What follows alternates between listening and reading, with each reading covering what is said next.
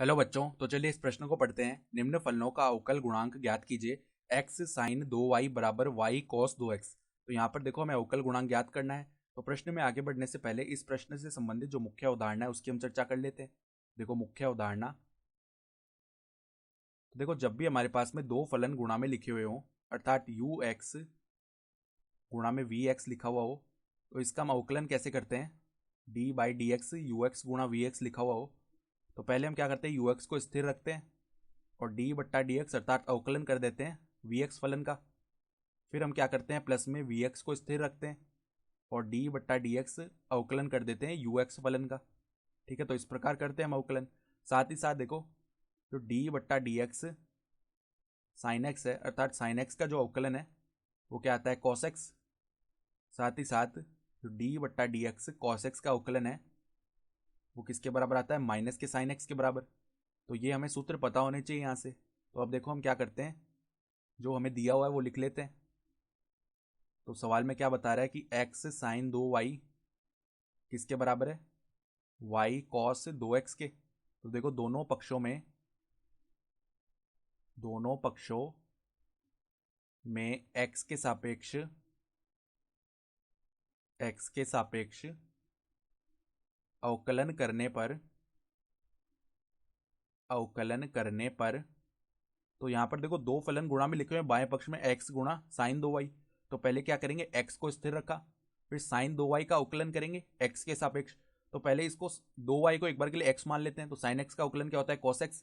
तो यहाँ पे cos 2y बन जाएगा। फिर क्या होगा, श्रृंखला नियम से ये जो अंदर 2y लिखा हुआ है इसका पुनः अवकलन करेंगे x के सापेक्ष। तो दो जो है वो तो अचर पद है, तो ये तो अवकलन के बाहर आ गया, तो बाहर 2 लिख लिया। ठीक है, फिर y का अवकलन x के सापेक्ष dy/dx हो जाएगा। ठीक है, फिर प्लस में देखो अभी तो हमने x को स्थिर रखा था, अब हम क्या करते हैं, साइन 2y को स्थिर रखते हैं और x का अवकलन करेंगे x के सापेक्ष, तो वो 1 आ जाएगा। ठीक है, बराबर में यहाँ पर अब देखो यहाँ भी यही सूत्र लग जाएगा गुणा वाला। तो पहले y को स्थिर रखा, फिर cos 2x का अवकलन करेंगे x के सापेक्ष। ठीक है, तो माइनस का पहले तो बनेगा साइन 2x। ठीक है, फिर श्रृंखला नियम से ये जो अंदर 2x लिखा हुआ है इसका पुनः अवकलन होगा x के सापेक्ष। तो दो जो है वो तो अचर है, तो ये तो अवकलन के बाहर आ गया और x का जो अवकलन है x के सापेक्ष 1 हो जाएगा। ठीक है, ये बन गया हमारे पास में। तो अब देखो ये तो हमने केवल y को स्थिर रखा था, प्लस में हम क्या करते हैं, cos 2x को स्थिर रखते हैं। तो जो y का अवकलन है x के सापेक्ष dy/dx बन जाएगा। ठीक है, तो अब हम क्या करते हैं, देखो यहाँ से dy/dx की जो पद है उनको एक तरफ लेते हैं। तो dy/dx और यहाँ पर क्या बन जाएगा, देखो 2x cos 2y, 2x cos 2y minus में यहाँ पर cos 2x आ जाएगा, माइनस में cos 2x, और जो बचे हुए पद है उनको एक तरफ कर लेते हैं। तो यहाँ पर देखो -2y sign 2x, -2y sign 2x minus में क्या आ जाएगा, साइन 2y। ठीक है, तो अब देखो यहाँ से अगर हम dy/dx का मान याद करें तो यहाँ पर तो हम माइनस को उभयनिष्ठ ले लेंगे। तो 2y साइन 2x प्लस में आ जाएगा साइन 2y।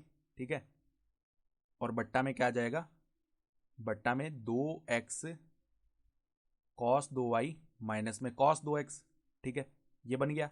तो ये जो माइनस है इसको हम नीचे गुणा कर लेते हैं नीचे वाले पद से। तो नीचे वाले पद में जो है चिन्ह परिवर्तन हो जाएंगे पदों के। तो dy/dx का मान क्या आ जाएगा, यह आ जाएगा 2y साइन 2x प्लस में साइन 2y, और जो माइनस था उसको नीचे गुणा कर दिया पद में। तो यहाँ पर आ जाएगा cos 2x माइनस में 2x cos 2y। तो यही आ गया हमारे पास में अवकल गुणांक का मान। तो हमारा उत्तर भी हो जाएगा 2y sign 2x plus sign 2y बटा cos 2x minus 2x cos 2y। तो आशा करता हूँ कि आपको ये प्रश्न समझ में आया होगा। धन्यवाद।